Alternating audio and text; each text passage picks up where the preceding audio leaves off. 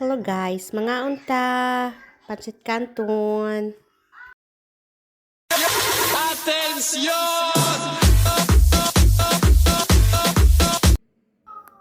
So for today's video pala guys, ay nag-video muna ako dyan sa labas. Tignan nyo yung labas namin. Sobrang lamig, nag-snow. So ngayon naisipan kong kumain ng pancit canton. So naghanap ako sa cabinet. So kung ano bang pwedeng makain. So ayan, kasi nag-crave ako ng pancit canton. So namili muna ako dyan kung anong flavor ang aking lulutuin. So ayan na nakita kong calamansi flavor. Saka yung isa naman original flavor yan. Tapos meron pa pala akong nakitang mga sardinas. Marami pa pala akong stock dyan. So ayan, mga Asian food ko na mga pagkain. So nakaimbak lang dyan sa cabinet. So ayun, mag-prepare na tayo ng papakuluan natin yung tubig. Tapos isasalang na natin yan. Tapos gusto ko rin ng itlog. So naisipan kong magluto ng itlog na yung ano ba, yung hard-boiled egg lang. So ayan, kumuha ako sa ref para naman may kapartner yung aking pancit canton. So ayan, kumuha ako ng 2 piraso. At ayun ay aking nilagay sa aking lutuan in maya-maya lamang. Ayan, nag-video-video pa pala ako dyan. Wala akong magawa sa buhay, no? So, pampahaba lang ng oras. So, ayan, nilagay ko na yung 2 itlog para naman ay, ayan, ay mamaya-maya lamang ay maluto na. So, ayan. Tapos, ayan. So, habang hinihintay ko yung maluto yung itlog na pinakuluan ko, so, ayan pala yung regalo ng aking asawa sa anniversary namin nung isang araw. So, binigyan ako ng bulaklak, tapos yung tulip. So, ayan yung labas namin. Ayun, binalikan ko na nga pala yung kumukulo kung pinakulo ang itlog. Ayan, sabi ko ay, ayan, luto na. So, ayan, hinango ko na nga yung 2 itlog. At, ayan ay isusunod ko na yung pancit canton. So, pasensya ka na sa aking voice over at ako'y walang ganang mag-voice over talaga.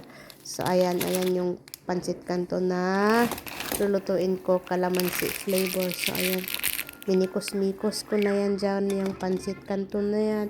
Isa lang kasi, diet tayo. Hindi naman talaga ito pang diet, no? 2 itlog. So, hapunan na natin yan, no?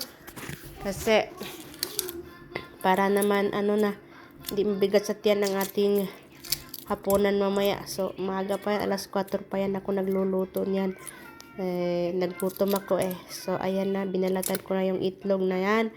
Tapos, after nyan ay habang pinapakuluan ko yung noodles, binabalatan ko muna yung itlog. Katagal naman na ito. Kabagal-bagal naman na itong magbalat. Ayan na nga. So, ayan guys. So, hintayin muna natin yan matapos. At ayun naman ay malapit na ring maluto ang aking noodles na pancit canton. So, ayan.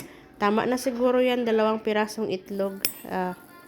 Enough na yan para sa ating hapunan. Tapos, ayan ay isang pack na noodles. So, unhealthy diet muna tayo ngayon kasi paminsan-minsan lang naman kasi baka makalimutan na nako, baka mag-expired na yan. So, sayang. So, ayan na, naluto na yung pancit canton. Tapos, minikos-mikos na natin. Nilagyan na natin ng mga flavor niya. Ayan. So, maya lamang ay kakain na ako. At ako'y nagutom na niyan that time.